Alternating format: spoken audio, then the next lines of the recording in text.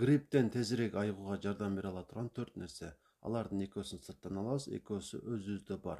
Сырттан алчу эки нерсенин биринчиси бул үйдө болуу.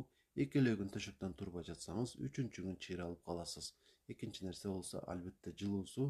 Өзүңүз иче ала турганчалык ысык сууну үзгүлтүксүз ичип турсаңыз эле жакшы болуп кетесиз. Ал эми өзүбүздө бар болгон эки нерсенин биринчиси жөтөл, экинчиси жогорку температура.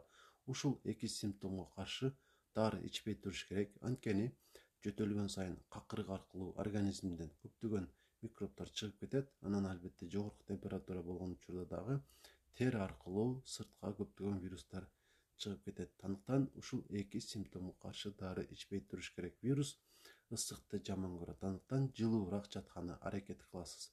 Ошондой эле антибиотикти дагы ичтен кереги жок. Анткени антибиотик вирусту жана грибокту өлтүрө албайт. Ал эми бактерияны болсо толугу менен жок кылып жибере албайт.